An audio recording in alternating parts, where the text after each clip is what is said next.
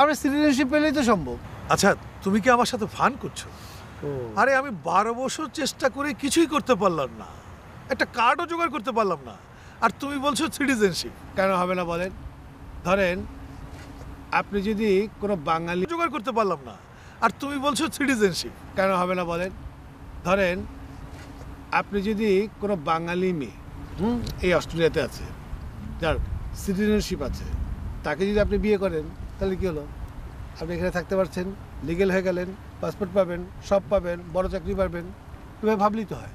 আরে কি যে বলো না তুমি, আমাকে বিয়ে করবে কি? আমার বয়স হচ্ছে গিয়ে 50-এর ঊর্ধ্বে, তাছাড়া আমি ম্যারিড মানুষ, আমার ইউনিভার্সিটি পড়ুয়া একটি ছেলে রয়েছে। আহা, তাতে কি? আপনার বিয়েটা তো হবে টেকনিক্যাল ম্যারেজ, জাস্ট সিটিজেনশিপটা পাওয়ার জন্য। বুঝলাম তোমার কথা, কিন্তু আমাকে বিয়েটা করবে কে বলো তো?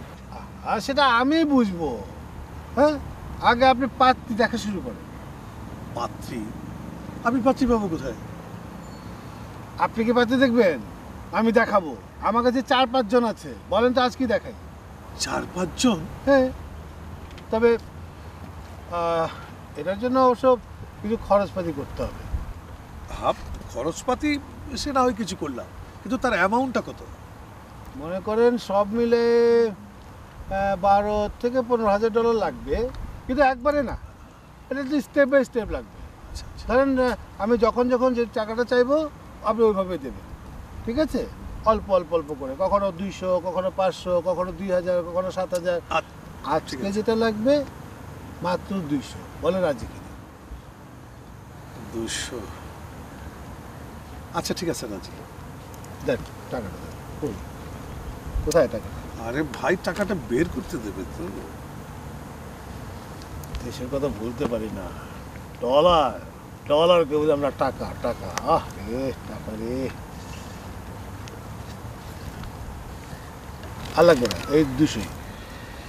আপনি হয়তো চিন্তা করবেন এই 200 টাকা আমি কেন নিলাম, সেটা আমি দিতে পারতাম, তা তো পারতবই। শুধু টাকাটা নিলাম এই কারণে, এই অস্ট্রেলিয়ান সিটিজেনশিপ পাওয়া অনেক সাংঘাতিক বিষয়।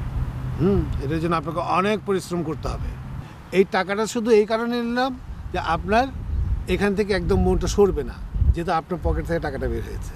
হ্যাঁ, আপনি সম্পূর্ণ মনন একাগ্রতা সব আমার সাথে থাকবে, এবং আমাকে এটার জন্য অনেক পরিশ্রম করতে হবে। প্রয়োজনে এই 200 টাকা আবার আপনাকে ফেরত দিয়ে দেবো। কি টাকা টাকা টাকা রে, দেশ রে, দেশের চিন্তা। এই ডলার টলার জানিয়েছি সেগুলো সব ফেরত দিয়ে দেবো, জানেন। এই বিনা পয়সায় কোনো কাজে মায়া মমতা থাকে না। হ্যাঁ থাকে, এই জন্যেই টাকাটা নিলাম, বুঝেছেন? হ্যাঁ, তা বুঝতে পেরেছি। এই টাকাটা একজনের হাতে চলে যাবে, কিন্তু কার হাতে যাবে সেটা বলা যাবে না। ও আচ্ছা, বুঝতে পেরেছি। শোনেন, এই পুরো কাজটা আমি করে দেবো, কিন্তু তার জন্য একটা শর্ত আছে। শর্ত? কিসের শর্ত?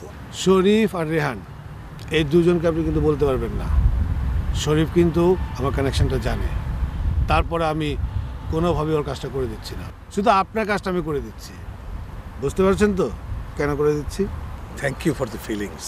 চলেন আজকে আপনাকে পাত্রী দেখাবো, চলেন। আজকেই পাত্রী